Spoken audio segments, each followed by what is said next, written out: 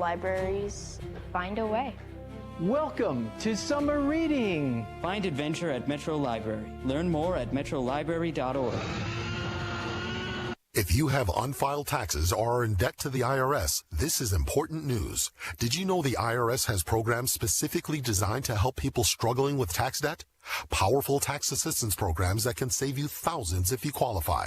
No one knows these programs better than the experts at Optima Tax Relief, America's most trusted tax resolution firm. A-rated by the Better Business Bureau, their award-winning tax attorneys and licensed professionals have resolved over $3 billion of tax debt for their clients. One call to Optima can start the process, helping to put an end to your worries about wage garnishment, asset seizure, and other aggressive IRS actions. Find the best options to solve your tax problems. Call the experts at Optima Tax Relief today for a free consultation. Call 800-659-4866. 800-659-4866. 800-659-4866. Optima Tax Relief.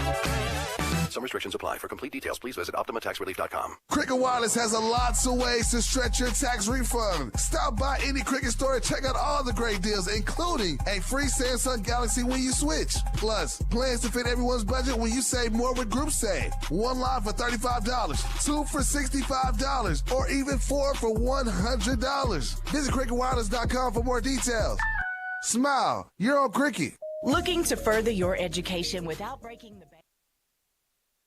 City Community College, the most cost-effective college in Oklahoma. OCCC is the fourth largest institution of higher education in the state, offering over 85 academic programs and more than 50 micro programs designed to fit your needs, including sociology, biology, accounting, cyber information security, and so much more. Whether you're pursuing a degree or looking to gain specialized skills quickly, OCCC has a path to success for you. Visit occc.edu to learn more and call 405-682-1611 to take the first step towards your future today.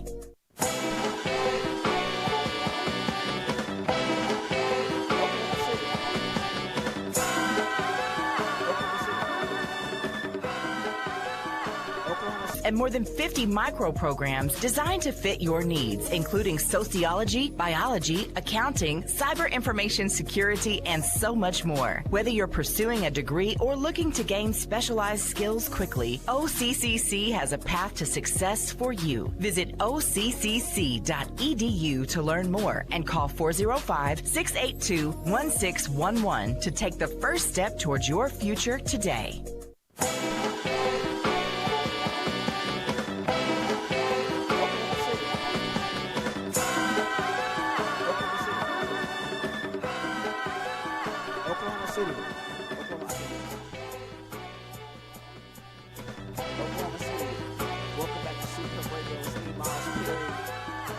Here live from the Super Command Center.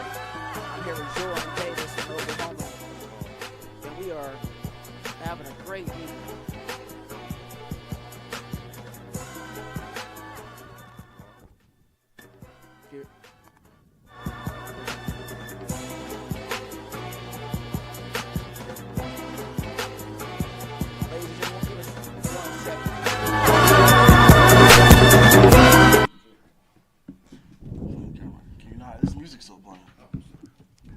No, you're fine. Nah, I don't. Can you pause it? Oh, can you pause the video?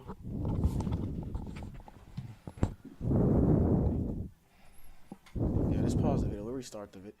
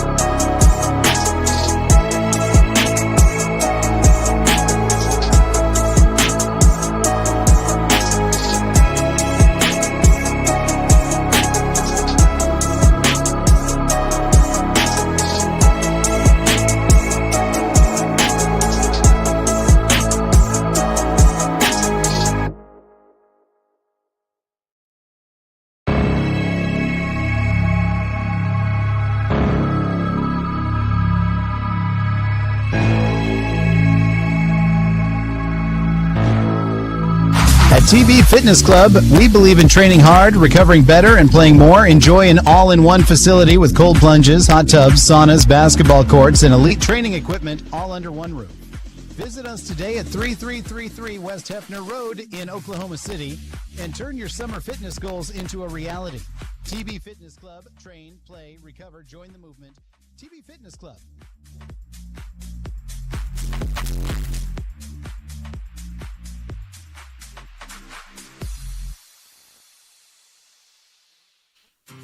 Every election year brings a flood of political ads. Everywhere you look, there's a campaign message. But who's behind the scenes and paying for it? And what kind of influence could that money bring? The Oklahoma Ethics Commission brings transparency to that equation. It brings awareness to who's behind the candidate's campaign funding so you can educate yourself and vote with more confidence. The Oklahoma Ethics Commission, working to build trust in politics. Visit ethics.ok.gov to find out more.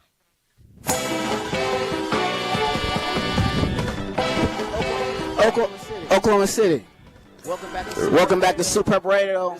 This is me, Miles Perry. I'm here in the studio with Jordan Davis from Oklahoma. Jordan, how are you? I'm good, bro. I can't complain. It's been an eventful week, even though high school is done.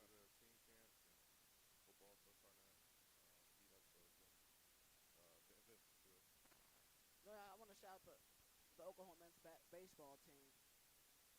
Making the Men's College World Series Championship Series. Yeah. Playing North Carolina on Saturday at 6 p.m. So we'll see how that goes. I hope my Sooners can get it done. But Jordan, I want to talk about, you said it's been an eventful week in high school basketball. And, it's been a lot of rumors going around. I tweeted out earlier this week a private school kid looking for a 6A school to possibly transfer to for basketball next season. What have you heard rumors in the street about that? Yeah, I've heard, it's always some type of transfer, people that you're seeing, guys that's either moving around or thinking about moving around or, that's just where we are today, obviously with college, and it's trickled down to high school. But, yeah, there's been a few different schools. There's been rumored to have a few different kids going maybe here or a kid going to a private school like you talking about, a kid going to another 6A level school or 5A level school. So I think that whatever happens, I think it's going to make it fun to see the shift up and see everything kind of change as far as high school basketball goes. Because some of the things I'm hearing, it sounds like they're like class altering moves. So. And I want to pause our conversation for a second. I do want to give a shout out to the people watching live on the stream. We are being streamed right now. You guys can download the app at PPBC TV, and it's also on YouTube at PPBC TV. So I just want to say that real quick. Look back to that topic of a kid that's at a private school here in the metro, could possibly go to a 6A school to play basketball. It's a pretty big deal. Yeah. And I'm not going to go further on who it is or whatnot. Yeah. But for rumor in the street, the people that are around it and hear about it, it's very big. It's just things going on, man. Like, I think when you just look at the landscape of where we are with everything, I mean, a lot of classes are up in the air for who's going to win what as far as, like, certain classes go. I mean, when you look at 6A, I mean, probably the favorite, in my opinion, right now is like a school like Mustang. Then you have teams like Norman and still just won it last year, played Mustang in championship. PC North is still good. Edmond Santa Fe is good, really still good. Broken Arrow still going to be good. So still a lot of moves that can happen in 6A, 5A, same thing. Carl Albert, we have Elijah Matthews coming on the show later.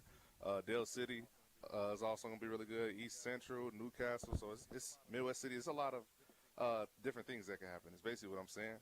And when you look at like somebody from a small school going into a school like that, I think that we can see some big changes depending on what happens. And it's not just this particular situation. I mean, we still have, till July 15th, I think it is, until everything is final as far as like transfers go. So we'll see what happens. And like he said, we have Elijah Matthews, the UNLV commit from Carl Albert. The star running back from Carl Albert will be coming on the show later. So with Sam Conkey, the head coach of the Langston men's basketball team. Mm-hmm. But going back to what you're talking about, there's been a lot of movement this summer. And since there's always something going on. It is. Yeah. I think this is the most busiest summer I've had covering high school sports. It's always something. It's always something new. Like for instance, we were talking about earlier. Millwood star running back Anthony Keys. He had over 1,400 all-purpose yards last year from Millwood. He just transferred to Choctaw. Yeah, I think moves like that. Choctaw, it's crazy because Choctaw is getting a couple people. I heard they got Noxton Rollo from Piedmont. And then they already have a stacked team. You already have Titus Hawk, 4-star tight end, coming back for them as a senior. I know they have a guy from Hare. I think his name is Cal. I think it's Whitner. Cal Whitner used to play at Hare, just transferred there, quarterback. You already have guys like Jace Watson on the defensive line. Israel Hammonds is already there, 4-star, 3-star guy as well, linebacker. So, and then you add guys like Anthony Keys, Noxton Rollo, Cal Whitner to a team like that. In 6A too, another team that's probably going to be poised to be a favorite in their class. So, like I said, it's not just basketball. And then that's just one move from one school, a couple moves from a couple schools, plenty more. We could get into the long list of them, but I think it was interesting that Mr. Keys, a.k.a. Huncho, is what he calls himself. Yeah. He went to Choctaw because with Coach Michael Billingsley coming in from Southeast, I thought he could get him probably to stay. And so I don't know. It's a lot of different opportunities kids trying to get after. It's crazy because he has a similar build to like Mayor Morgan, who was their running back last year. He's like put up like 1,600 yards, I think. I don't know about 16, but all together, let's say like all-purpose yards, at least 1,600 yards. And he was similar frame, similar size, similar speed. Their games resemble another, but I think Anthony Keys is almost just as explosive, if not more, than Mayor, and both been playing really good. But I'm looking forward to seeing what Choctaw can do this year. So you think Choctaw can make a deep run in the playoffs? Like they've been doing it the last 4 or 5 years, but you know, Bixby still. Yeah, but I mean they're in 6A too. So you're right. It's them, Stillwater, Putnam City still gonna be. I mean, it's gonna be. You know, they had a really good senior group go out, but I think they'll be back.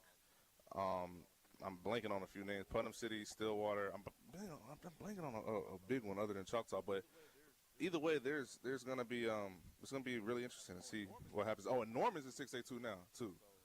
So they went down. Yeah, Norman went down. I believe so. Enid went independent, so they were 6A1.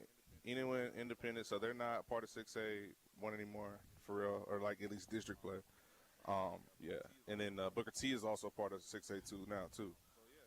So yeah, it's a lot of different. Southmore went up in place of Norman, and I forget who else went down from 5A to 6A to 5A. So, but it's a lot of different things going on, and it just makes it more fun. It's basically what I'm trying to say. So, especially with all the transfers and all the talent that we have here, I think it's going to be a pretty exciting season and a pretty exciting fall for football this year. And another team or teams moving in classes, I think it's going to be interesting in basketball. So we're talking about classes movement. Is Crossings going down, Cash are going back down 3A. This is basketball, everybody. I think it's for both, though. I think it's for both. Football was in 2A2 last year, and now they're going up to 3A. Okay. I know OCS is going up to 3A in football, and a couple other ones too. But you're right, though. Crossings is going down. Cassius is going down to 3A.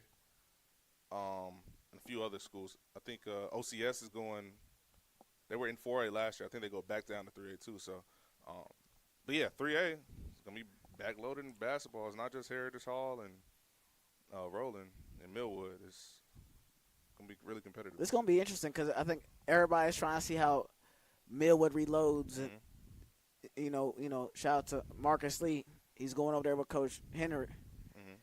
But, I think everybody's interested in how they move forward, right? Yeah, it'll be interesting to see. I think, obviously they lost one of the best groups as far as, like, high school basketball teams. At least that's probably the best team. Millwood, 26 season. Probably the best team that I've covered since I've been here, like just top to bottom. And that senior group goes out with Wilkes, Maury Baird, and Jonathan Van Buren, and I know a lot of them already went to Carl Albert, so at least a couple of them, let's see. Went to Carl Albert with Dorian Williams, and so, but they've already got some transfers as well. Marcus Lee and Traylon, I forget his last name, but he came from U.S. Grant with them. So let's go with Xavier Henry. Sorry. So Millwood is going to be on the rise too. I'm looking to see how they compete in this kind of era turnover, and a lot of other 3A teams transferring to be in there and compete with them. And ladies and gentlemen, I remind you guys, you're listening to SuperPrep Radio with me, Miles Perry. I'm sitting here in the studio with Jordan Davis from Oklahoma. And Jordan, I'm going to change the topic over. I found out some news earlier this week. You know, Oklahoma City University lost their basketball coach, Coach Sam Conkey, earlier this year. He was named the new Langston head men's basketball coach. Now, I got a lead on the coaching situation at Oklahoma City University. So there's immense interest between Oklahoma City University and a D2 coach out of Texas. Now, that's all I can say. So no more than that. No more than that. So we'll see here probably in the near future what happens with that position. Because I think Oklahoma City University is a great job. You're in Oklahoma City. You're in the Sooner Athletic Conference. Yeah. And I think there's a lot you can work with. And I think some people are ready to see Oklahoma City University back in the map. Back in the day they were D1, and they won all these national championships. Oh, really? I didn't even know that. Yeah. I've been around a bunch of some old heads. They've been telling me about back in the day, Oklahoma City University was jumping. Yeah, you know how that goes. So I think it's going to be interesting how that shakes out. So everybody that was asking me on Twitter or Instagram or my phone number, that's all I can say. And the D2 coach is not from Oklahoma. So that was a question too. If he was from Oklahoma. There you go. So that's it. That's all I can say on that. But before we go to break, we will have Elijah Matthews on, Carl Albert standout running back, UNLV commit, and we'll have Langston head coach Sam Conkey of the men's basketball team. And we're going to break. We'll be back.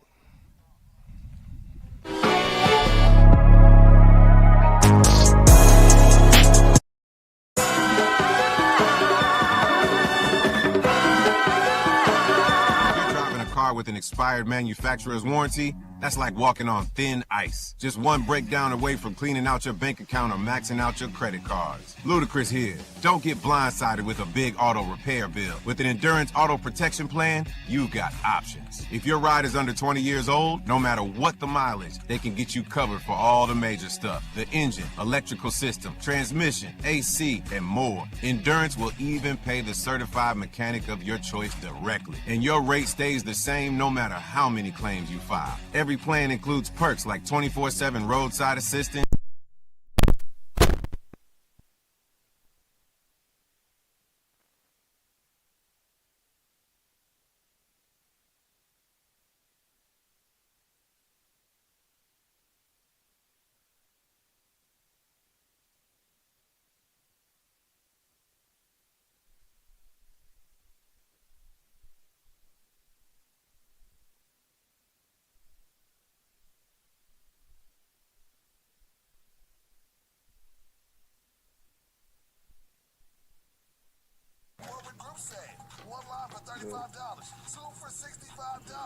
You guys good, Brendan?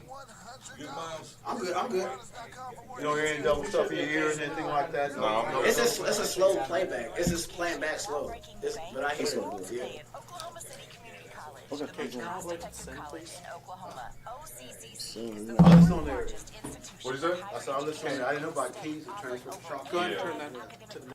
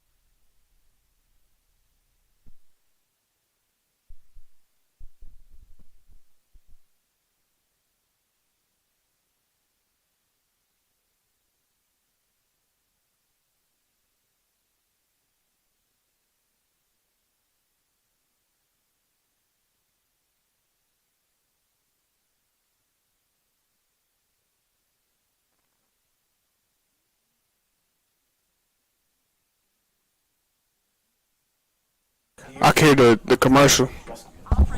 Yeah, I can hear. Hello.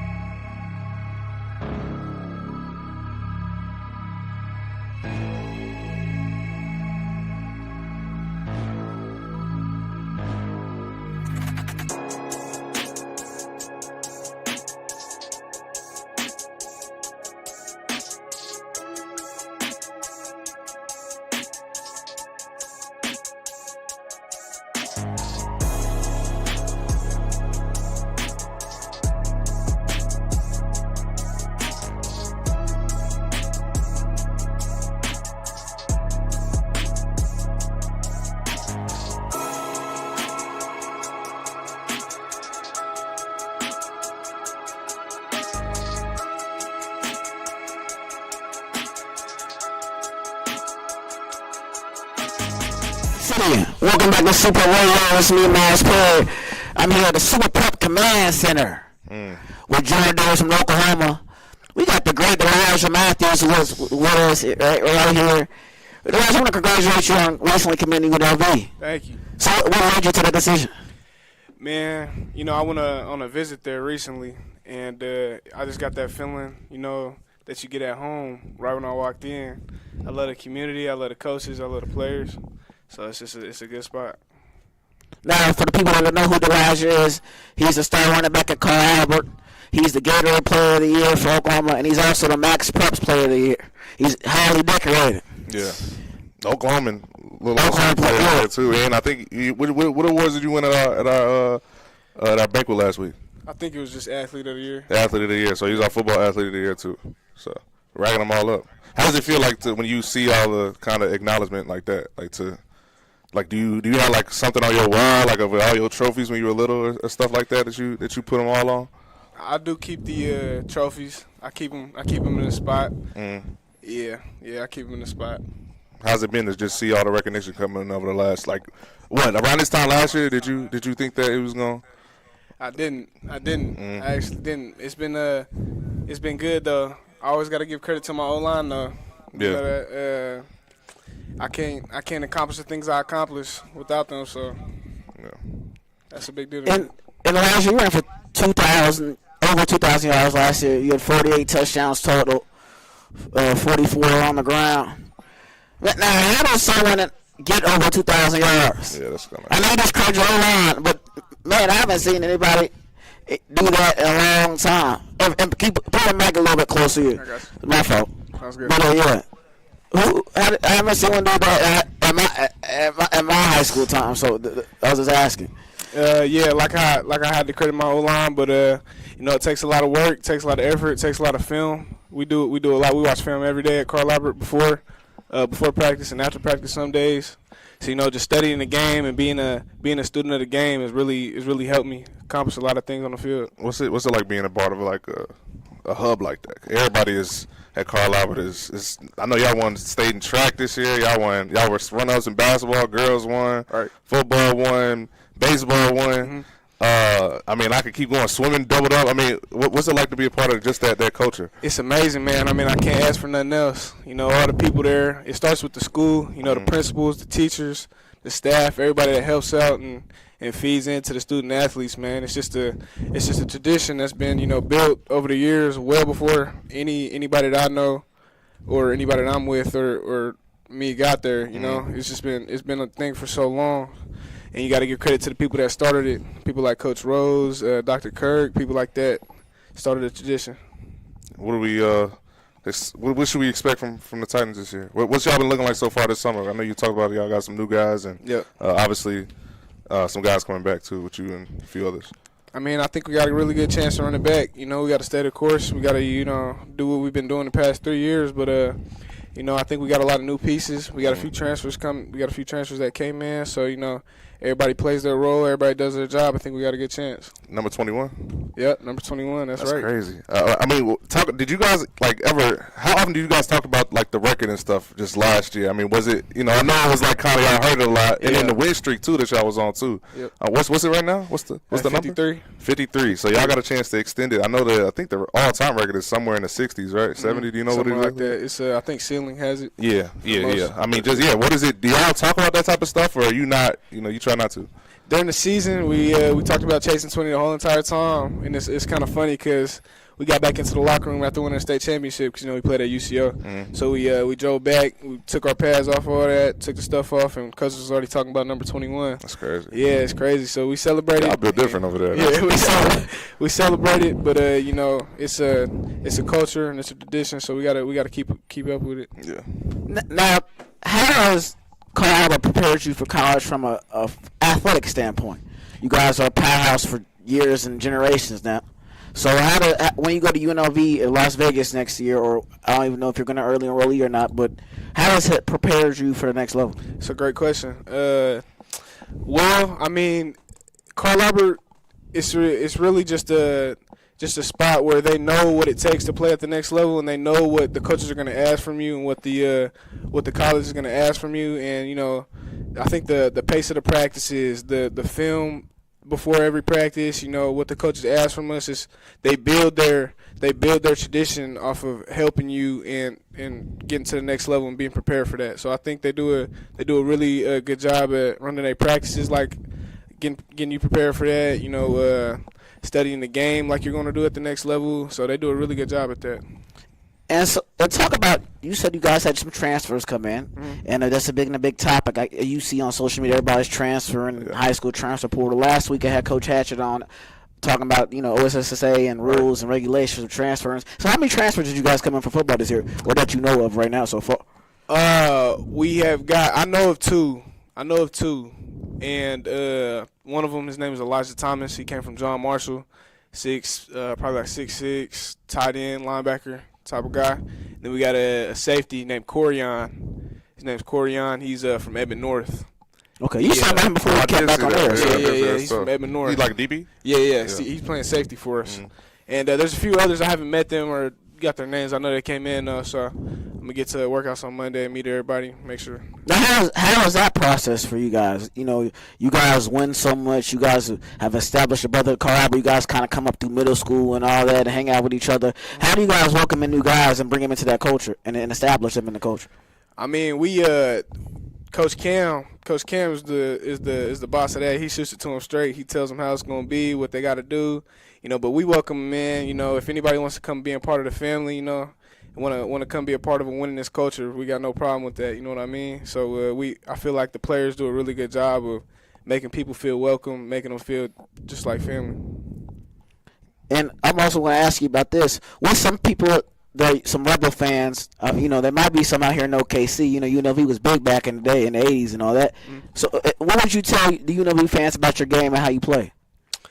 To be honest, what I would tell them is I'm gonna give they're getting a good running back. They're getting a good running back. I'm gonna do what I can to help the team win. You know what I mean? Because that's all that matters in the end goal.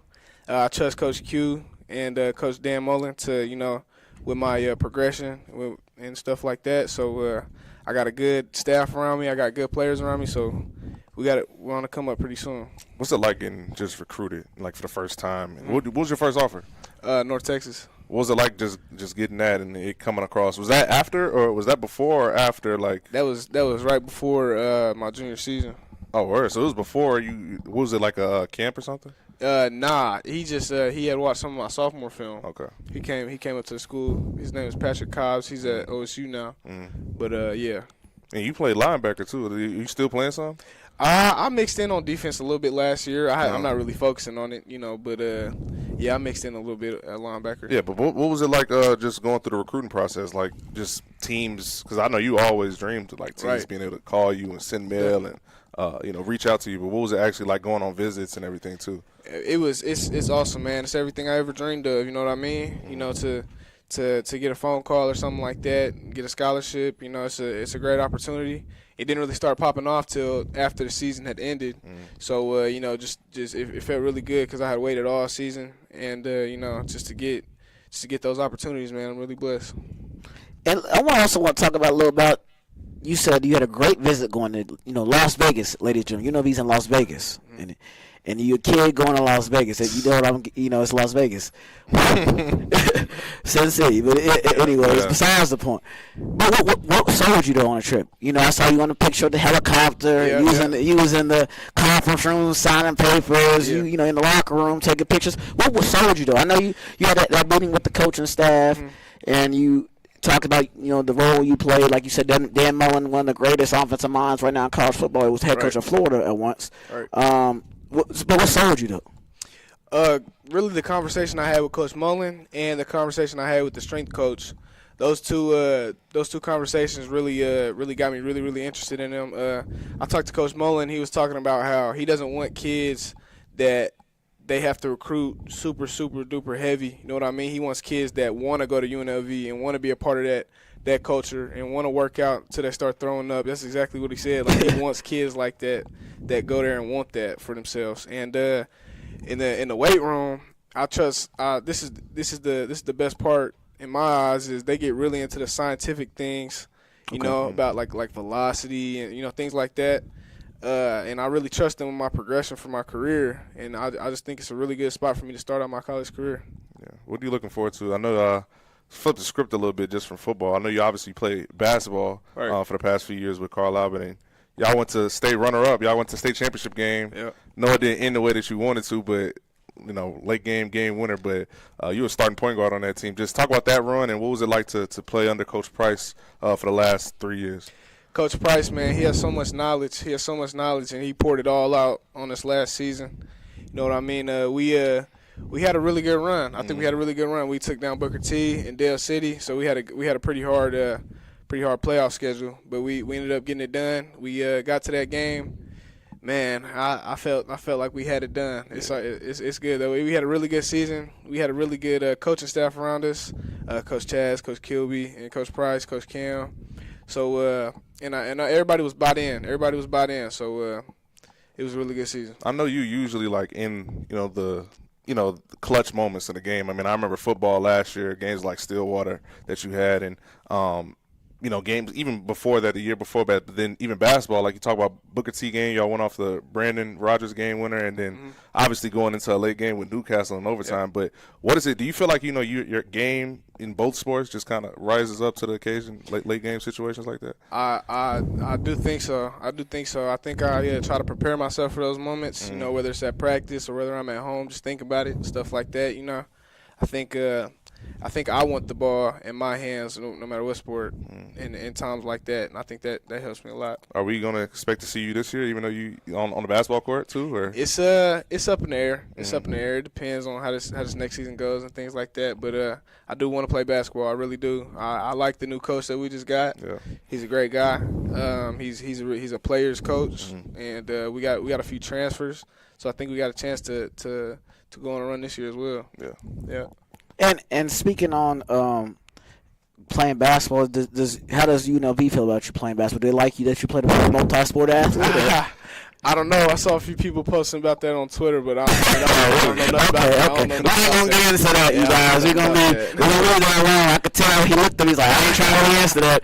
But no, I just, since he said it, and I was like, man, because you want to keep factors last year. You the point guard. You set the tone for the offense. You play hard on defense. The main point of attack defender too. Like at times, at least at the top of the key too. Like what is it like? Having to be in that role? Because I mean, you could easily be able to be their top scorer, but also I know Coach asked you to do different things. Most definitely. I think the reason we were so successful is because we had so many weapons this year. It was somebody's game one game, and it was another dude's game the next. So it was whoever was hot, and we would let them have it. You know what I mean? Yeah. It wasn't it was a get the ball to whoever's feeling it type of thing. And I think Coach Dorian, like we said, he's bringing some boys over from Millwood. Feels like you guys getting transfers all over the place over at CA. Yes, sir. So like you said, it's the hub. Everybody wants to be a part of that winning culture. And can't blame him. I ain't gonna lie. Huh? So you can't blame him. No, I mean everybody wants a ring. Yeah. Everybody wants a gold ball. And but I'm gonna switch the topic up a little bit, Elijah. What's some advice that you would give yourself, your younger self, that you where you're at now? Because you've had all the success, you've accomplished a lot of your, probably dream goals you had as a kid. What would you tell your younger self? I would really tell my younger self to just to stay the course. Stay the course, man. It's my freshman through my sophomore year, I lost a lot of confidence. I went from being a guy in middle school to going down freshman year and not getting it at all. Sophomore year, not being a starting guy. I lost a lot of confidence within those 2 years. So I just tell myself to, stay the course. It's all going to restart next. It's all going to restart when I get to college. I'm going to go from up right to the bottom. So, I would tell myself to just keep pushing, man. Keep pushing. It's all going to work out in the end. Hey, that totem pole is real. Yes, sir. Yes, sir. So in Ashton, it ain't less life, right? So, but no, I'm glad. That's cool you've learned that, because a lot of kids, that have been the man since middle school, you see a lot of these top players, like 4 or 5, whatever, stars, they don't experience how they get to the league. They don't know how to react when they get to the NBA or NFL or whatever professional sports they play. But tell me about, you guys have a lot of players at Carl Albert, what I think is an interesting topic. You guys that play football and basketball. Austin does too. So, and I know Austin's, is his main sport, kind of football too. But I think he likes basketball more. He seems like he's very passionate about when I talk to him. Scholarships for football, so I mean, he plays. He plays. See, he's really getting offers just to be an athlete. He's like 6'5". He played linebacker, tight end, whatever. Yeah. Can hoop. Yep.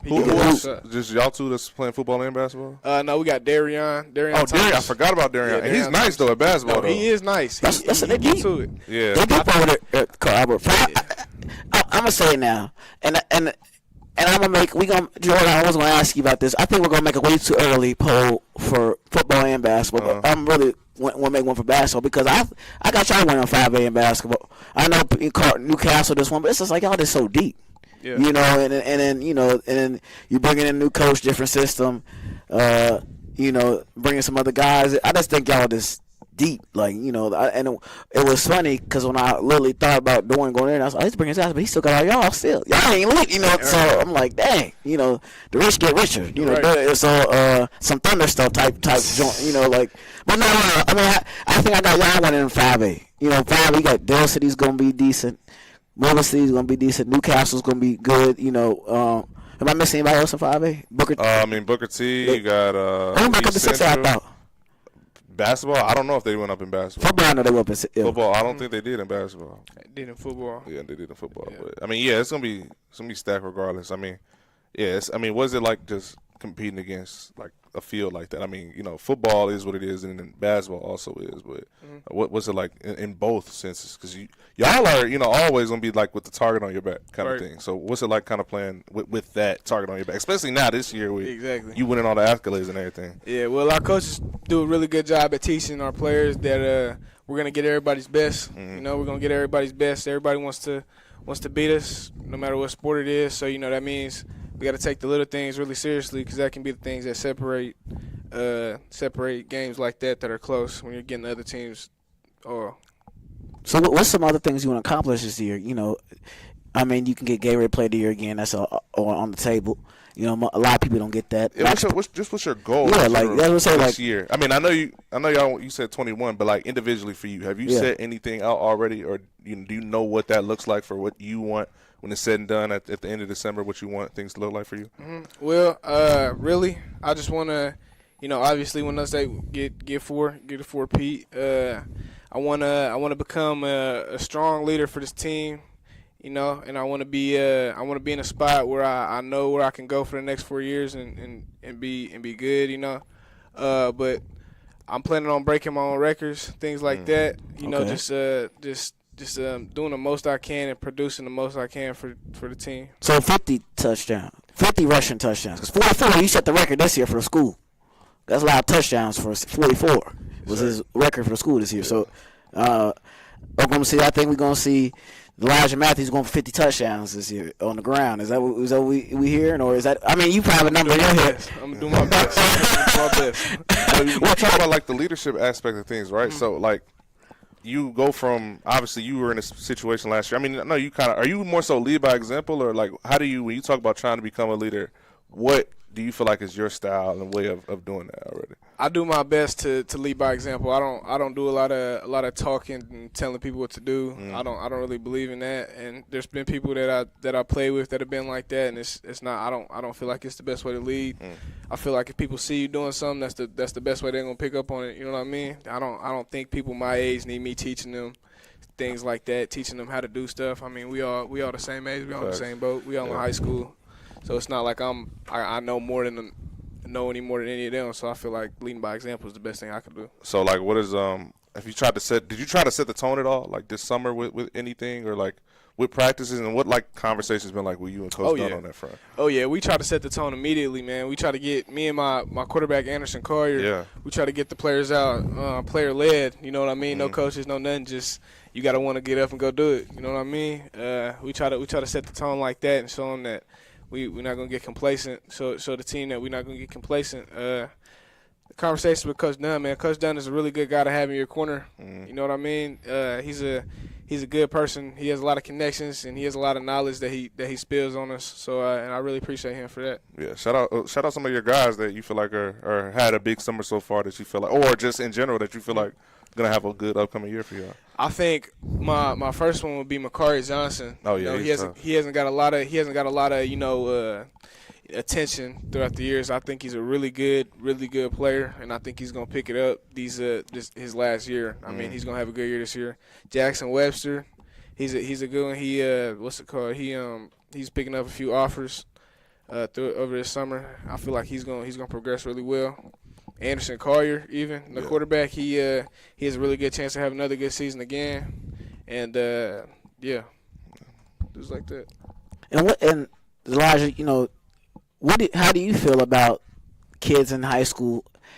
since you guys are dealing with NIL now, having agents. So, and you might have one here in the near future because you're going to be in Las Vegas. There's all the advertisement and billboards down there. Yeah. But how do you feel about kids having agents? Like, what have you ever thought about pursuing that in the near future for your safety and satisfaction of NIL and all that going down the road? Most definitely. NIL is a tricky thing for me, at least. Especially in high school. I wanna focus on the things that are gonna matter in the long term. NIL to give me probably a few thousand here and there, but it's not really what's important to me. You know what I mean? I think it's a good opportunity for a lot of kids. Especially if you can pursue it well. But I think I'm gonna wait to college to really try and pursue that because that's when it becomes a job. But for right now, I really just wanna. I believe it's a good opportunity for everybody. Like if you had a chance to take it, just take it. But I like focusing on the things that are gonna stick for a while. Jordan, you see what he said? It's a job. Yeah, it is. And and it's funny because at this point, I to the point where he said that because I'm surprised he said that because a lot of kids will say that. They don't view it. So that means you've had these conversations before. Sir. So it's ladies and gentlemen, why I say that is because a lot of older people. So if they're playing, you'll get this when you play in college. But like a lot of fans, it's a job now. They're getting paid. Mm-hmm.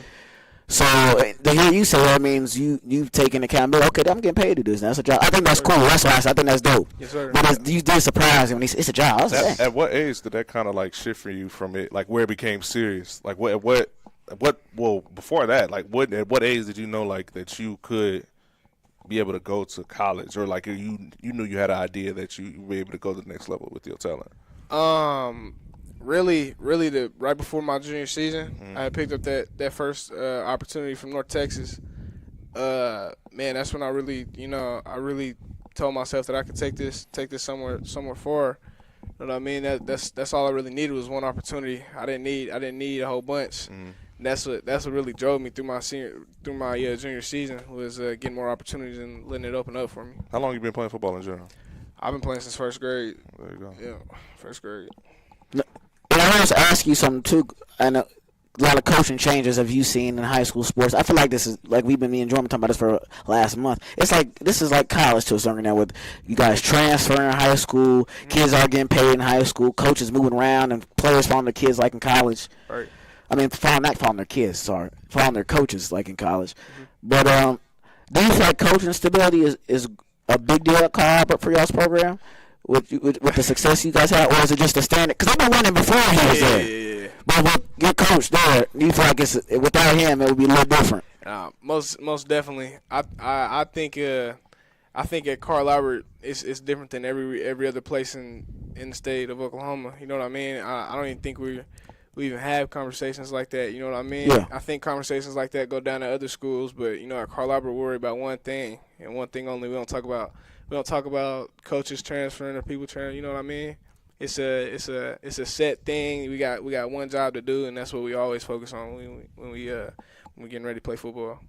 And how was the teams before you guys? Like Marcus James, Xavier Robinson, they were all before you guys on those teams. How have they influenced you into playing at Carl Albert and going Division I playing football? Most definitely. They've been a great resource for me, throughout my whole entire career at Carl Albert.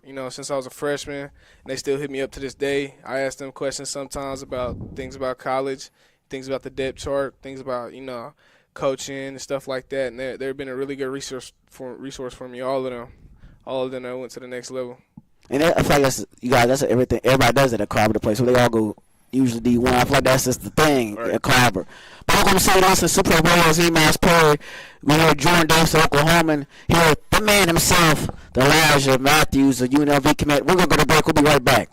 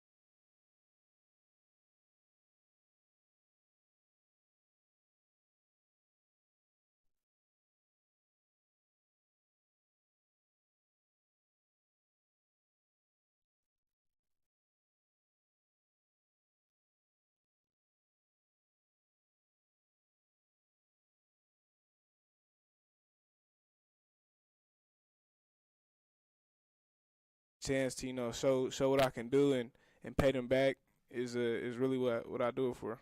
Yeah, I know that isn't Joey Folsom in some close relation to you? Yeah, Can you yeah. talk about with him, and then even playing against him in like a state championship game was like Newcastle. Well, he comes from a similar background as me as well. You know, he's adopted into a family.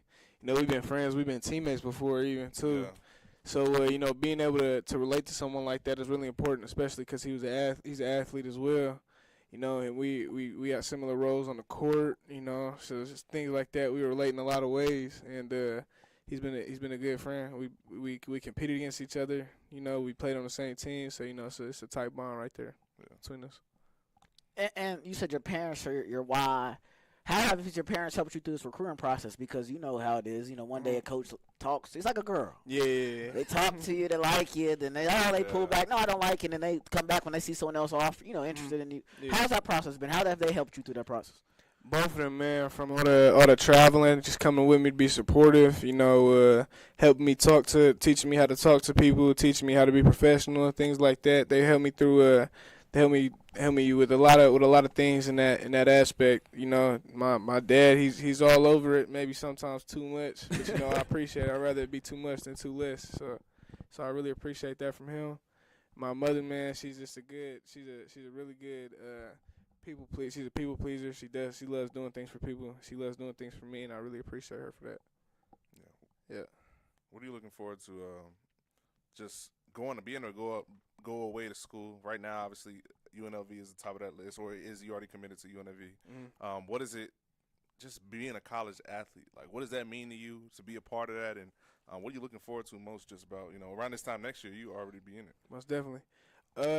Being a part of that 2%, man, it's special. It's special. It's definitely special to me. It's the thing that's nearest and dearest to me, man. It's my identity. It's what makes me me. Football is what makes me me. So being able to pursue that at the next level as a job for real, like making money, supporting my living, things like that off of football. Yeah, that's a really big accomplishment for myself. Tell the people about just outside of football. Like, what if you're not on the field, not playing basketball? What are you doing? What's the day in the life look like for you? If we were to get a cameraman to follow you, what he doing outside of the field? For sure. So a lot of training. I like to train. I train with a guy named Zach at CrossFit. He's a great guy. He helps me. My life really revolves around sports, so it's hard to tell you. I like to play video games a lot. I play video games with my friends. I hang out with my friends a lot. You know, but my life really revolves around sports, so it's hard to give you stuff that I do outside of that. Yeah. And I also want to talk about life out of sports. I mean, out of football, actually football, basketball. You're cold at it. Did you ever think you're gonna play basketball in college? I actually wanted to. I actually really did want to. Coming in my freshman year, I thought it was normal for people to go to go play football and basketball in college. I realized that it's not as likely as I thought it was. Some people have done it though. Yeah, it's definitely doable. It's definitely doable, but it's rare. But I came to the realization that football is probably gonna be my ticket out. You know what I mean? It's probably gonna be the thing that I pursue. But I used to want to play basketball. I still love the game of basketball. Yeah. What do you football before basketball? Like, which one did you start? Like, was your first? I guess you could say. I played basketball when I was real young. I think it was like maybe pre-K. Yeah. I started playing basketball, and I haven't stopped since. Yeah. But yeah. What is it like? I know we keep talking about like the balance between both, but like, you see in different sports, like I know track athletes, like they have to either shed weight if they play football. Like I know, like Gage Gibbons, for example, in Deer Creek. I know he had to shed weight to get in track shape after the football season. He's one of the fastest. Yeah, he's one of the fastest. But I mean, how much? Like that's just track. How much? What's the like flip? And that's a quick turnaround, obviously, from football to basketball. Talk about that process and like what do you have to do mentally and just physically to get back in basketball shit? Well, the first part is always the worst. You know what I mean? The conditioning, the scrimmaging at practice. But you get used to it. Yeah, mid-season, a little bit towards the playoffs, your body's ready to go. But that first part, that first stretch of the season where you're still getting conditioned and you don't get that 20-second break after every play. It's just on and on and on. It's definitely a quick turnaround, like you said. So yeah. What motivates you? It's probably my final question for you. What motivates you outside of winning? Because you want to go already to play college. you are at a school that's, like we talk about, known for winning. Y'all are likely to win another one, and you go 4 up. With all those things said in your journey, what's motivating you at this point to kind of, when you wake up in the morning, roll out of bed, and to do what you do? Well, to get real, I'm gonna get real specific with you. To be honest, there's a few. I'm not gonna name drop or something like that. But there's a few people that are ranked above me. It's a few people. It's a few colleges that I feel like I should maybe get an opportunity from, but I haven't got that yet. And there's always some that's left out, and there's some that you haven't achieved yet. And those are a few things that I feel like even if I feel like I should have achieved it, I haven't. So it don't matter. You know what I mean? And that's what keeps me going. I'm a change the topic. And I like how you said you kind of sound like you about to go headhunting this season. But to change the topic a little bit, I'm gonna be a little messy. Is McGinnis still a rivalry? Is that right? Like, let's be realistic. Shout out to the Bishop McGinnis, the Irish. I know it's a beef between me and them. I went to Heritage Charles, so I'm the same side as you. Okay. So is that really a rivalry? I don't think they beat y'all in like 8. So it's going on like that. Mm-hmm. But that's a big game. Sure. So how do you guys look at Bishop McGinnis? Oh, we always look at them with a lot of hatred. Obviously, man. Obviously, we have a lot of respect for them. This is a good program over there. But it's a rivalry for sure. From the smack talking between plays to the and not even just in football and basketball. We had to get them out the way in regionals as well. So, get them out the way. So it's always rough. When you see them on the schedule, it's gonna be a tight, hard fought game. No, because I remember when we were in high school and they would always lose y'all in the semifinal. Mm-hmm. They could never beat. They would lose y'all in the regular season and they meet y'all again in the playoffs. It was been like that for the last few years. I just had to ask from a Titan standpoint, because I feel like we don't in the Metro. I don't feel like there's as many big football rivalries as there used to be. I mean, love Millwood and Douglas, but that's not been a real. This past year was the first competitive game they've had in a long time. And who else? Edlum is not what it used to be between all three. Edmond. I said I wouldn't know about Edlum used to be. When I was in elementary school, Edlum used to be packed. Like North and Norman. From what I know, and you got some on the. Because I know the biggest Owasso games they be playing in Tulsa Stadium. Like that game be packed out. So I just had to ask that question. Anybody else? You said you're going headhunting this year. Mm-hmm. Team wise, we don't got individual stuff. That's between you and yourself. But what other teams y'all looking forward to play this year? I'm really looking forward to go up to Tulsa week 0 and take on Booker T. That's a good game. I wanna see Guthrie again. I'm glad we get to see them again. That was another close game. That was the closest game of all season. Because that's the game where they had the two first. They scored twice. 14 zip, just like that. Yeah, 14 zip, just like that. We ended up pulling it out, but I do want to see them again, and don't leave no doubt in people's mind that it's not. We can get it done when it comes to Guthrie. So those are a few games. Now going down 14-0, how'd that feel? Because you got, let's be real. You guys walked in like punching them out for real. Exactly. I feel like we needed it. It helped us a lot, though. We needed that. It was definitely surprising. No, most definitely. Because when you're around a culture like that, sometimes you can get complacent. That's what I was about to go into that. I was about to say you guys walking in there. We them. Yeah. Especially when you're at home and stuff like that, you feel comfortable. They wasn't coming to lose. Obviously, nobody does. They thought they had a point to prove that night. You know what I mean? And they proved it. They proved that they could compete with us throughout all 4 quarters, and they did. So yeah. Do you feel like that's y'all biggest rival in a sense? Oh yeah, most definitely. Because I know what's your favorite stadium to play in other than Carlisle? Because I know that the Guthrie Field is that's probably one of my favorites to go to. It's definitely nostalgic. It's definitely Guthrie. It's definitely Guthrie. I like Altus Field too. That was kind of the same vibe, but I like those grass fields where it gets all grimy towards the end of the game, stuff like that. Yeah. Well, Elijah, we appreciate you for coming on SuperPrep Radio. Wish you the best luck this year. Man, I hope you play basketball. Yeah. And I hope you play. I think a lot of people, Dorian's hoping you play basketball. A lot of people hope you play basketball. I know it's a business. Like you said, it's a job. It's a business decision when it comes down to December. But wish you the best luck. They've come SuperPrep Radio. And ladies and gentlemen, we're going to break. We'll be back.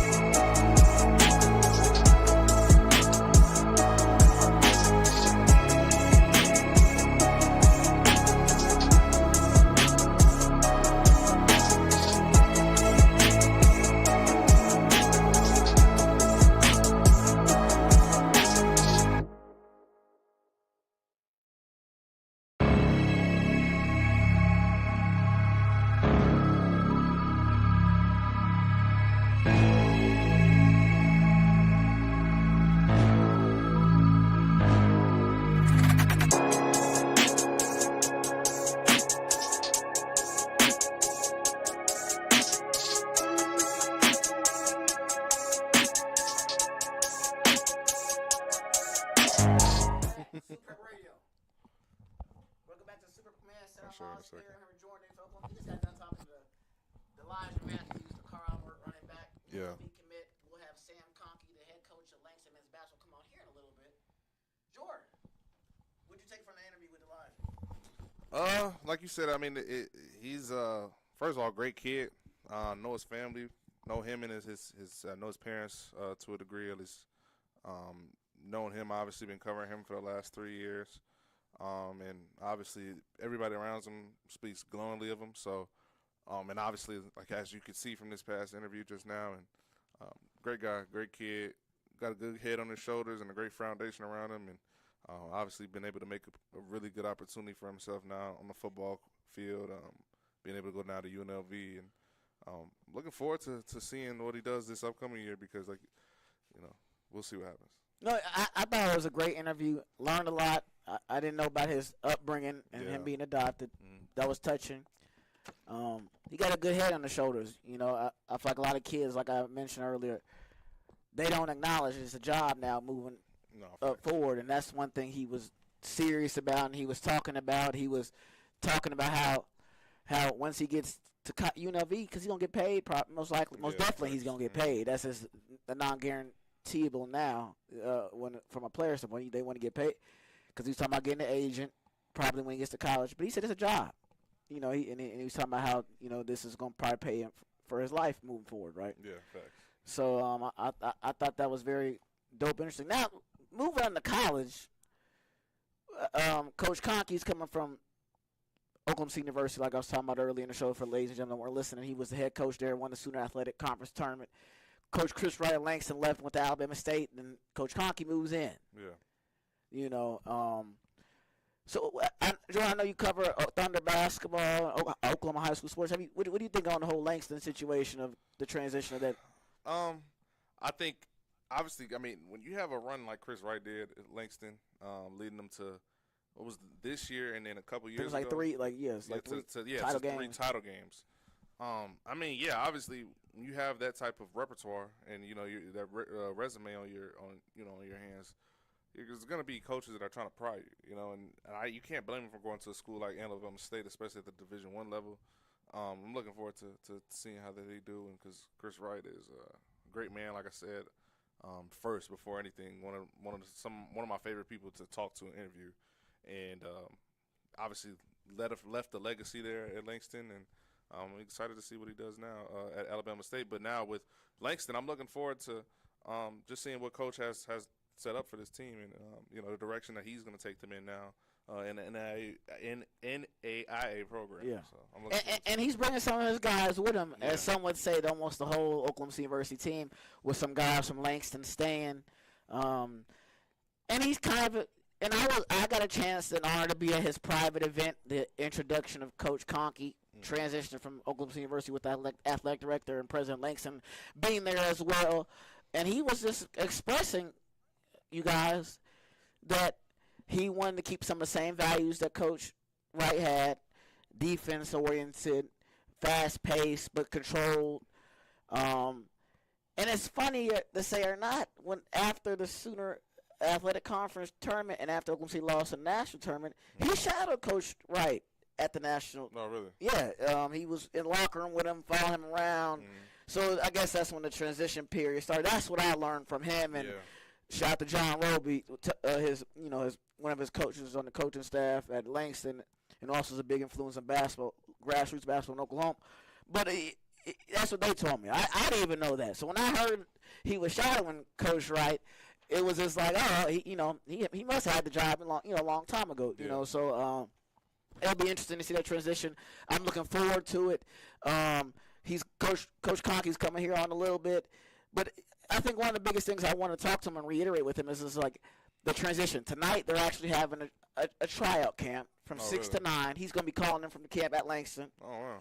Yeah, and I'm interested to see what he's looking for. You know, because he's retaining some guys, he's bringing some guys in. But what else do you need to go be the program that has been the program for the standard of the Student Athletic Conference in NAIA basketball the last 4 or 5 years?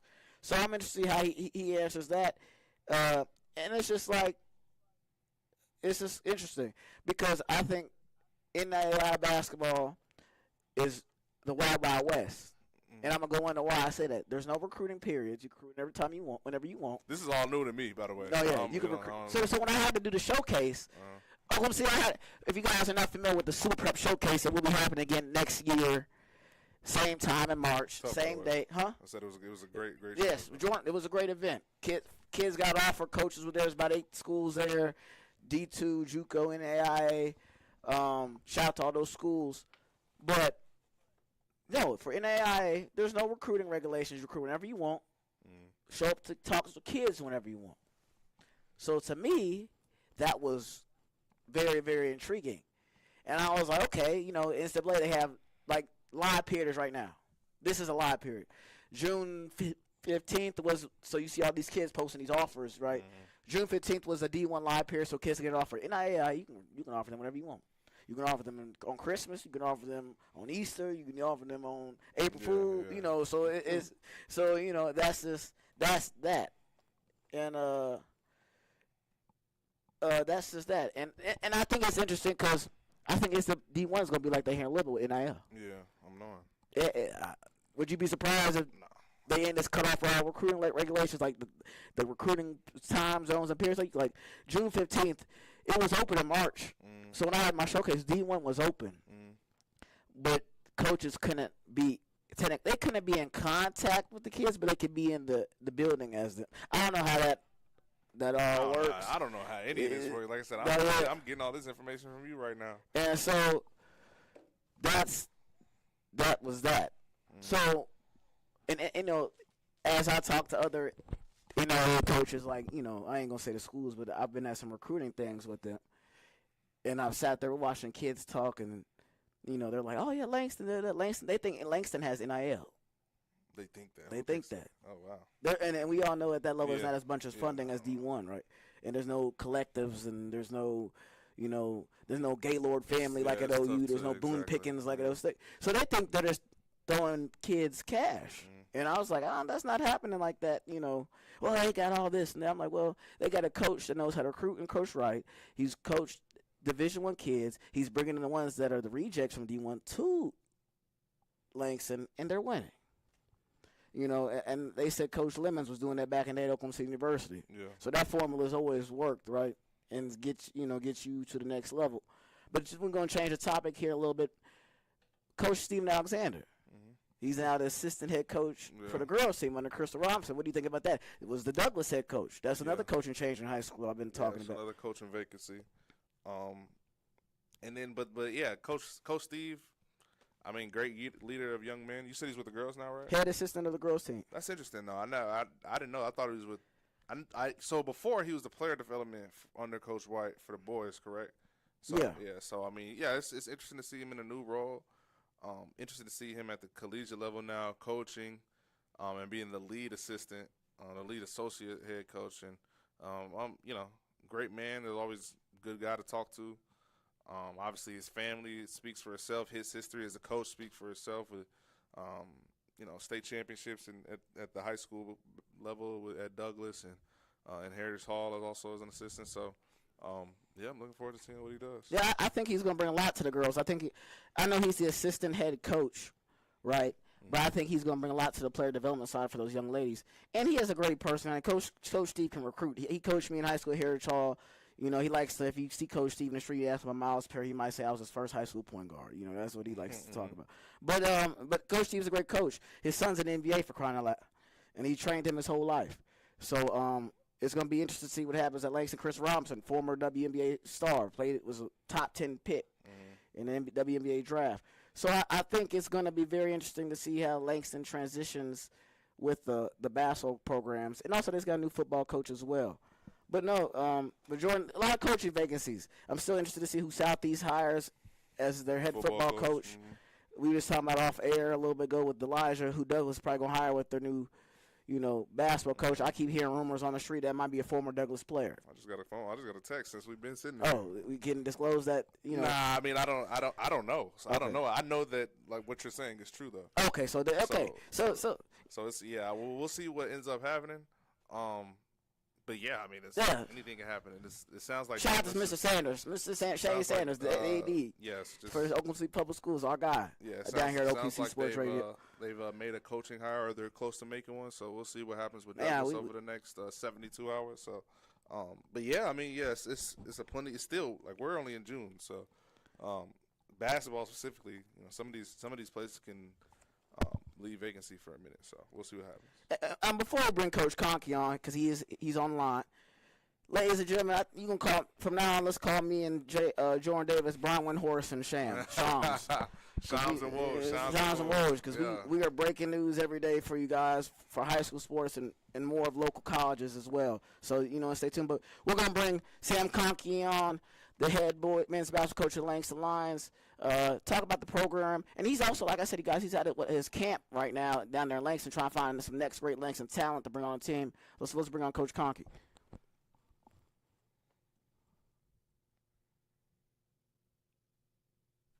Coach Conkey, you there? Coach, how's it going?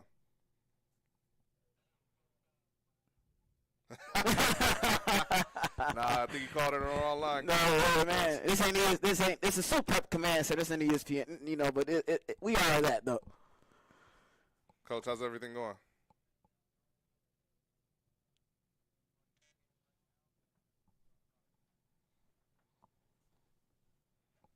Coach, so what are you guys looking for? Because I was telling the people of Oklahoma City earlier, you guys brought some guys from Oklahoma City and you retained some guys from the former team last year, Langston. So what are you guys looking for tonight?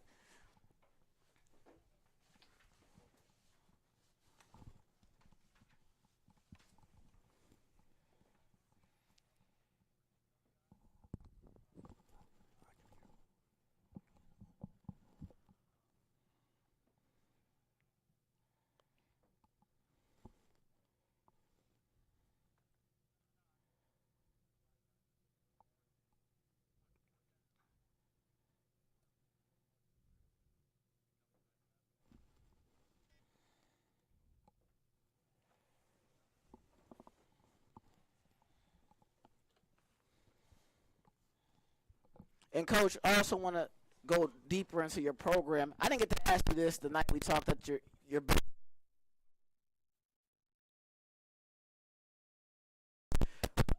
what does a leader for your team look like in your locker room? How do you want your leader to lead your team is what I'm really asking for the Langston Lions.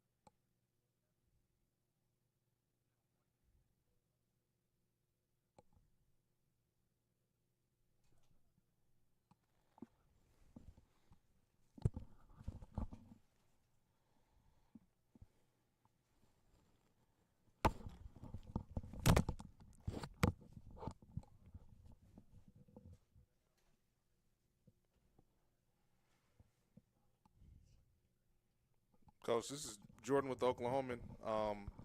Haven't got a chance yet to introduce myself to you or meet you in person, but we'll be at some of your games this year. But can you hear me? Coach, can you hear us? Coach, can you hear us?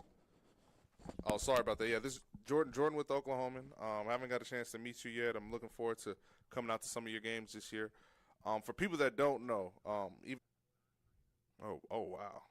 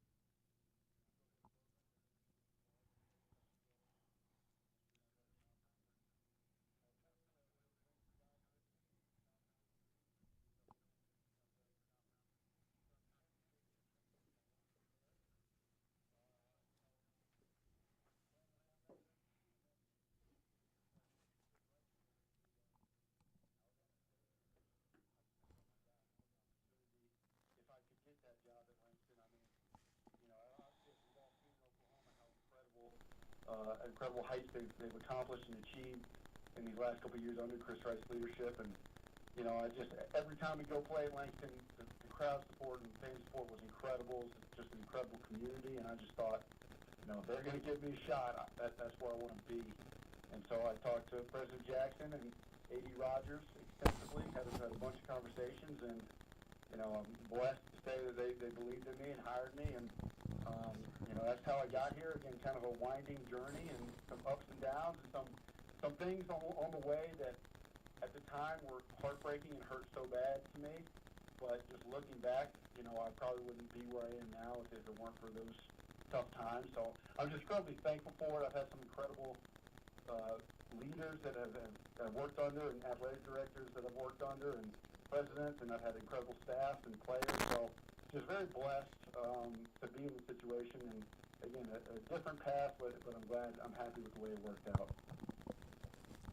Coach, that's a great story. Coach, I want to go back to what you told me at the dinner. and the blueprint for the Langston Lions and this new era, and you kept repeating and talking about defense.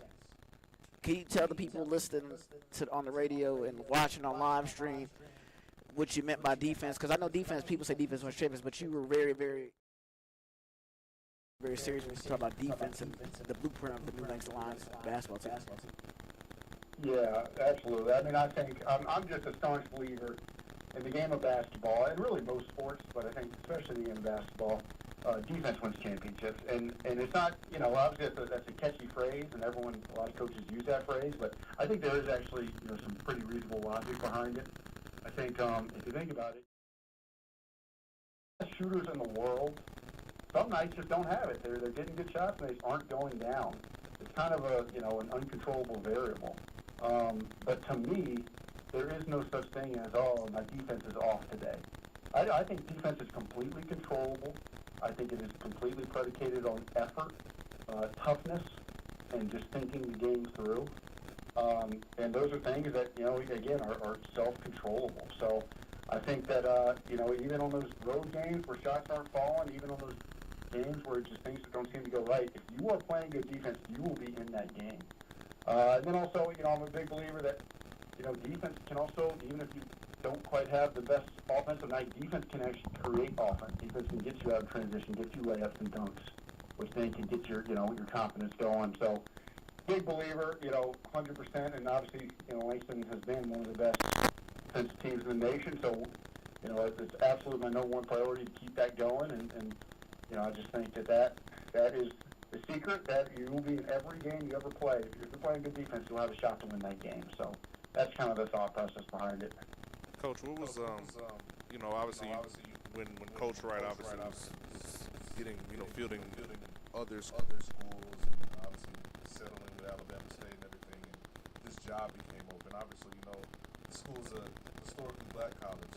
One, what is the culture of a school like this? Kind of like, what's been your biggest takeaway from seeing it from afar and now obviously being on campus? And then secondly, I mean, obviously just the history of Langston University and the legacy that Coach Wright and others before have led NAIA championships and state runner-up appearances. I mean, just runner-up appearances in general. What all those things considered, how have you approached just this job and looking at it from that lens?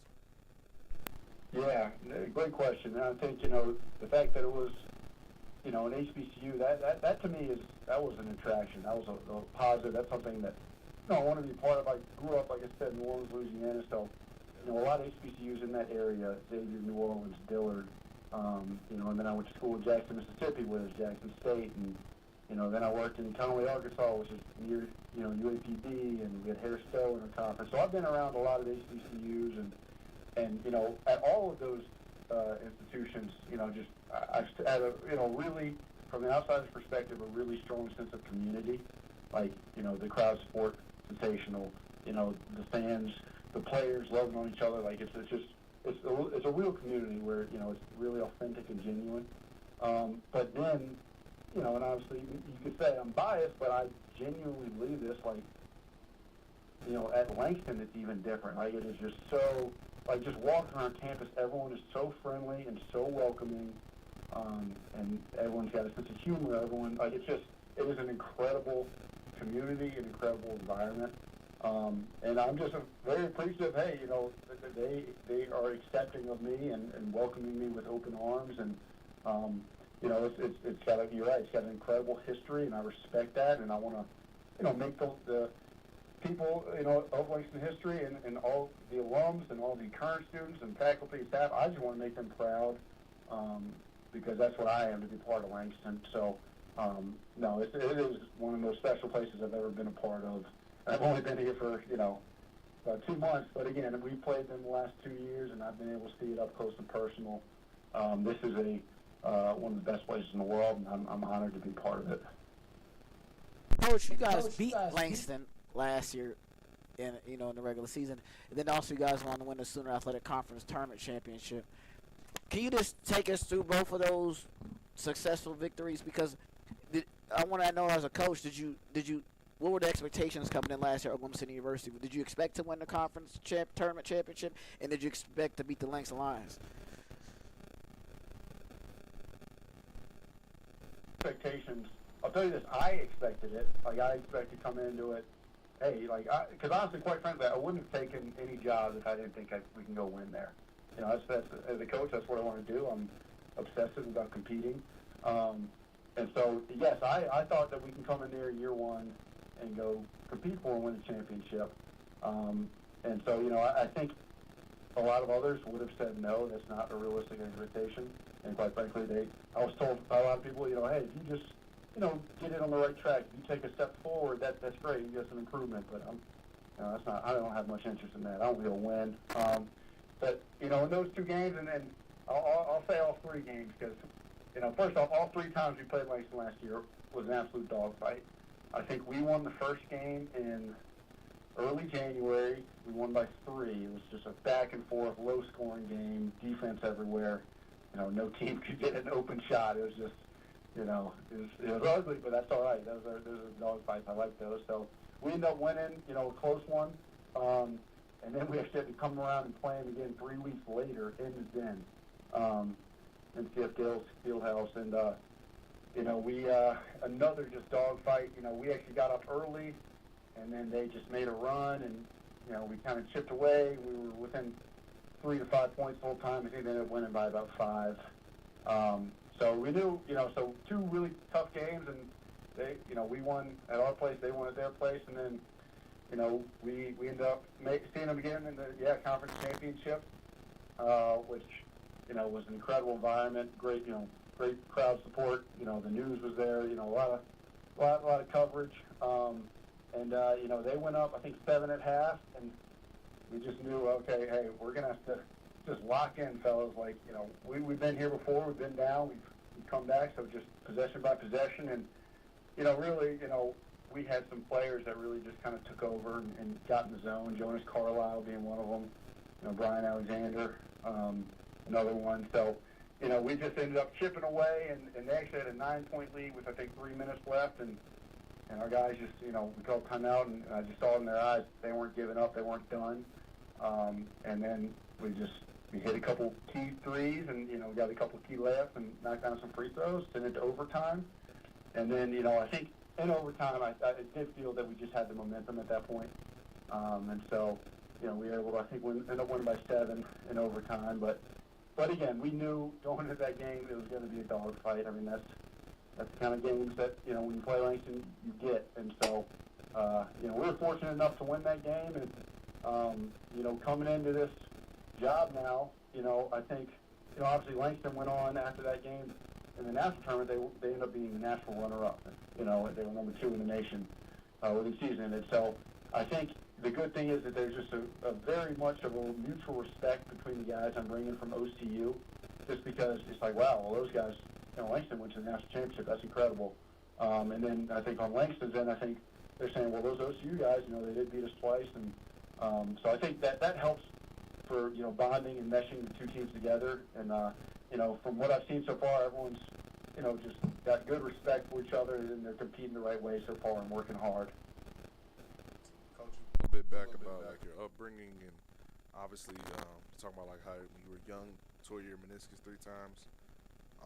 What, and then getting into, after you were done playing and then getting into coaching and everything, you know, a lot of people when they first get into coaching, you know, a lot of people say it's because, you know, they want to stay around the game and, you know, just, you know, be in that environment still. But for you, what did it, and I'm sure that that's what it was at first partially, but at what point did it become like a love that you saw that yourself going from just, you know, coaching and, you know, helping players develop to like the overall aspect of becoming a head coach? And when did you kind of flip that switch in the coaching sense for you? And how do you still carry, I guess you could say, if you do have that fuel, how do you carry that into obviously an endeavor like this and just moving on as you get better and better and get more reps in that coaching sense? You know, first off, I think just growing up, you know, like you said, older brother who was, you know, really good basketball player and loved the game, and my dad was a good basketball player, loved the game, and my uncles. I just think from a young age, basketball was a vehicle to form meaningful relationships for me. Like, you know, obviously I love my dad and my brother independently of basketball, but through basketball we were able to get closer, we were able to find common ground, see the same things, talk about, some pretty in-depth conversation. So, I think from a young age it has been a vehicle to form relationships for me. And so, when I went on to play in high school, college, and forming friends that way, playing, just hooping with those guys, like that's how the majority of my strongest friendships, have formed, is through the game. So, I think that, for me, I'm somewhat of a loner, I say. Like, I'm not super social. I'm not, I don't have a zillion people that I talk to every day. I just kind of, I kind of like doing my thing, and basketball is one of my things, and a lot of my relationships are through the game. So, I think that part, led me to coaching, because obviously more than the X's and O's and more than anything, it's about relationships. And then I think beyond that, I'm hyper competitive. I just, I hate losing. I love to win. So I think, when you do experience those losses and you just hate it more than anything in the world, you think to yourself, all right, well, what can I do to not feel this way anymore? And so, that's where, I've studied the game pretty hard and tried to grow and improve myself, so that, I could enjoy more wins and not have to experience as many losses, hopefully. So, and then, also, I had a pretty good basketball upbringing, like just, we used to, when I was growing up, our coach would not let us dribble in practice. In fact, I tell people my high school point guard was Odell Beckham, who's obviously an incredible athlete, and, and now he's going to be a Hall of Fame football player, but he was a hell of a basketball player, too. And even him, like, we wouldn't set ball screens. It was just cutting and down screens and flares, and just, so we really learned how to play without the ball and learn the game from a team aspect. And so that kind of has been natural to me. And so when I'm, a big part of being a coach is just making sure everyone meshes and gels. And so I kind of view the game from that lens already. So, yeah, just, it's just a culmination of things through my upbringing with my family and my closest friends, having a basketball relationship with them, and then just seeing the game and just being hyper competitive and just trying to find an edge to keep our team ahead. I mean, one of my favorite quotes is, I think it's a Bill Walsh quote, the old 49ers head coach. But it's, people ask me a lot, is there a, what's the secret? And I tell them, hey, there's no 100% solution. There are 101% solutions. So it's just like trying to find edges here and there whenever you can take them, and do that, just studying the game and listen to podcasts, watching clinics, talking to coaches, just finding ways that you can incorporate, and just always, just never getting satisfied, and just always trying to continue to add to your arsenal and improve yourself. Coach, this is going to probably be one of my last questions for you, because I know you're trying to get back to your camp. Going back to recruiting, and Coach Wright's philosophy, he did it, and Coach Lemon's back in the day with Oklahoma State University did it too. What do you think about bringing D1 guys down, looking for a place to play and rejuvenate their career? Do you look to do that with recruiting here at Langston still? And also, how do you evaluate players that you want in the program through the recruiting process? Yeah, so two good questions. So, number one, absolutely. Any Division I players listen to this, man, Langston's a good spot. You got to come check it out. Let's get you enrolled. Let's get you signed up. Let's go play. But no, absolutely. We want, obviously Division I is the highest level of college basketball, so, we do like guys with that experience, and we've had a handful of guys that have worked very well, who went that route and had satisfying careers with us. But with that being said, and kind of answering the second part of the question, we take guys from all types of backgrounds. And at the end of the day, whatever you did at your last school or whatever level it was, that's kind of irrelevant once you step on that court at Langston. It's you're going to have to earn everything. And we've had guys. I mean, I've had, and this is a true story. I've had a team that had multiple Division I guys, and two of the Division I guys got beaten out by a player who was previously on our JV, who we brought up to our varsity, and he just outworked them, out-earned it. And so we mean it doesn't matter where you come from, but once you're here, everyone's an equal. Everyone's going to have the same opportunity to earn it. So yeah, no, and kind of what we look for in recruiting is just tough, competitive, good people who understand that it is a team game. I tell my guys all the time, if you aren't worried about the team and us as a team winning, go play golf, go play tennis, go run cross country, go do bowling, go do an individual sport. This is a team sport. And if you were going to put yourself above the team, then that's not going to work. So, yeah, I'd say tough, competitive, team-oriented. And then, obviously, look, you got to have a level of skill. You don't have to be, a perfect basketball player, but you got to bring something to the table and fit in with what our team needs. And, over the last couple of years, we've just been trying to refine that. And, again, obviously I would love to go get a bunch of Division I guys, but I've had guys from JV, I've had guys from JUCO, I've had guys from high school, D2s that have become great players for me. So, we take pride in finding guys, if you can play, and we get either some film on you or get you in front of us at a camp or a visit or a workout. We take pride in evaluating and just finding guys wherever their story is, just finding them and making sure that they're great fits. And if they are, then, hey, come on down to Langston.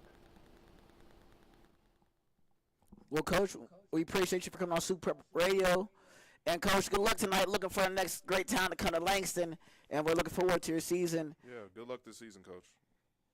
I appreciate that a lot, guys, and I really appreciate everything y'all do helping us, get our name out there, and y'all do an absolutely great job. And anytime y'all want to chop it up, man, y'all let me know.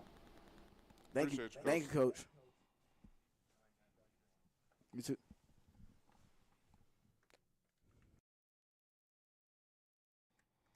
Now, Jordan, what would you take from that with Coach Conkey? I mean, really just it sounds like he's obviously already in the building. Sounds like he's already been recruiting and trying to get some guys to come through, and obviously have already got some guys to come through. And sounds like he's looking forward to this opportunity. Obviously, it's a big opportunity for him, being in this position. So I'm looking forward to see how he executes in his first year, because we still have a ways to go. So it's gonna be interesting to see come October, November. Yeah. So we'll see what happens. And I just want to say one more time, Oklahoma City, you're listening to Super Radio. I'm Miles Perry. I'm in the studio with Jordan Davis. Actually, the SuperPrep Command Center. Yeah. Warriors and Shams, you guys were playing around. But, yeah. But Jordan Davis from Oklahoma. We just got done talking to Sam Conkey, the Langston men's basketball head coach. And, ladies and gentlemen, I want to piggyback off of Jordan saying big season ahead. And with Coach Conkey talking about recruiting, I want to say this. Local high school kids, don't be afraid to go to NAIA schools. No. Because it could be a step stool for you to go D1 or D2. How this portal works and how everything, this world of college basketball works, don't overlook that. Don't overlook Oklahoma City University. Don't overlook Mid-American Christian University, MACU. Don't look over Langston, etc. All the other schools in the region. Because those could be stepping stones to go to D1 or D2. And actually, I'm not going to lie, let's be realistically, sorry to my JUCO coaches I'm cool with, that might be better than going JUCO, situational-wise. Right, yeah. Yeah, I'm looking, especially, now with recruiting the way that it is and transfer portal and, how a lot of these D1s are looking for guys that are older more so than, that can come in and make an impact at an older age more so than, freshmen. I mean, there's going to be a lot of opportunities for a lot of kids that want to be able to get to the next level and play at the next level with some of these NII schools and be able to develop and really polish their game. And obviously Coach Conkey and what Langston has going on, I'm looking forward to seeing what they can do. And this next chapter there at Langston for that university and them in NAIA and a lot of kids hopefully will now have opportunity. And they've already had some opportunities. Yeah. I know we have kids like Jaden Williams, who's at Douglas last year. Was it Langston? That was at Langston. Sorry, that was at Langston last year, and Douglas the year before that. And he played some big minutes in their championship game and even just their tournament run in general. So as a freshman, and he was already making big plays and obviously have an opportunity to get his name out there as well. So that's just one example of plenty and hundreds and thousands of examples across the country with guys that have opportunity, that have gotten opportunities in NAIA, JUCOs, D2 opportunities to be able to get to the next level. So looking forward to seeing what Coach Conkey does and how Langston looks this upcoming year, because it's obviously, like I said, it's a new era, new year of a turnaround for them too. No, and it is. And I want to keep saying about high school kids, parents listening. Yeah. I really hope you guys do start paying attention to social media and tuning in. And to be honest with you, I would turn on our post notifications because because the college coaches ask us to promote these camps that you can go get a special look at, and there's a fee, of course, you got to pay to go to those things, but it's worth it because let's have reality checks here now. Coach Calipari is really the only person in D1 basketball I know that's committed to taking a high school kid, but those kids are top 30 kids in the country. Exactly, and that's a small percentage. And that's a very small margin. And then you listen to Coach Rick Pitino talking about, man, I just want college kids. I wanted nothing to do with high school kids because of the maturity level. Now I want to say this about maturity level with kids, and the parents are listening. Make sure your kid is responsible for the books, the attitude. I'm not trying to sound like a parent because I'm 23. I have nowhere near that. But just from experience and talking to coaches, books, attitude, and they're organized and they're on time to school and in the class and then on the court. Because that's what college coaches talk to me about. They don't feel like building up. They don't feel like taking the kid's hand and, oh, bro, you need to go to class. And a lot of these programs, like at JUCO and that, they don't have a student, a teacher or whatever to help you organize the school. I forgot the name. Sorry to people that do that. If you've watched Last Chance, you know what I'm talking about. But they don't. So that's my advice to parents and kids that want to go play in a out of high school or JUCO. These coaches don't have the patience anymore. The portal has actually made them not have the patience anymore because they can go look at a website and see who they want. So that's your replacement. So that's all I have to say on that. Jordan, you got anything else to close out before we? Man, listen. I'm looking forward to. For me, about to go on vacation for a few weeks. Looking forward to being away for a minute. About to go back home to Chicago tomorrow, and we still need those Woj bombs though. No, yeah, I'm gonna have some of those. Don't worry about them. I mean, hey, this man right here, he's been putting them out on Twitter and on Instagram recently. I'm usually not I'm more so the storyteller. He got the scoops. He got more scoops than me right now. I'm trying.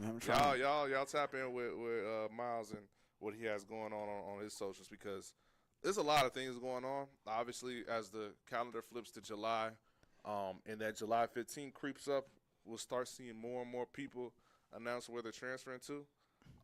Some of these high school basketball jobs, I'm already in conversation with some people telling me that their vacancies will now be closed soon. So a lot of things to look forward to. Like I said, I'm going on vacation though. So it's a lot. It's too much going on. Definitely, it's really, really good.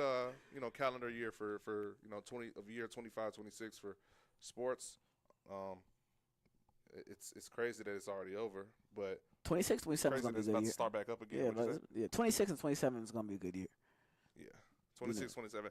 Yeah, I'm looking forward to this year, man. I think just in everything that we talked about, basketball, football, obviously those being the main two, and then I cover softball, I cover track and field. Those are also two sports that I'm really looking close to see who will be able to make some noise. And obviously we have a new class of seniors and new class of freshmen that'll be coming in, and who in those classes will make noise. Some of the guys that are new and some of the guys that are about to leave. Like we just had Elijah Matthews on the show. So long story short, I am looking forward to the upcoming year, but I'm also looking forward to the next month and a half that I will be in and out and off and getting some time. He's disappearing. High school sports, yeah. I'm seeing all these kids are going on their vacations. I'm like, man, it's time for me to take one. So definitely. And before I close out, to confirm what Jordan talking about Douglas is about to name their head coach. I just got a text too. Yeah. So that is on the way. Like I said, turn on SuperPrep OK's post notifications. Turn on OKC Sports Radio's post notifications on all social media platforms: X, Facebook, TikTok, Instagram. Turn on Jordan Davis' post notifications at TheJordanDavis on Instagram. What's your Twitter, brother? It's TheJordanCDavis on Twitter. I'm gonna be honest. I'm not as active on Twitter anymore. It's too crazy on there. But I'm on there though, so I'm active on there. So we'll see what happens. So and you can follow me on all social media platforms at Russell Miles Perry or Russell Miles P. Well, I appreciate Oklahoma City and people watching live on the live stream, listen on radio, to tune in to SuperPrep Radio at the Super Command Center. Shout out to Brendan and Winston on the boards, and shout out to my man D Wright in the studio. And we will be back next week. Thank you for listening, and we're out. Peace. Appreciate you guys.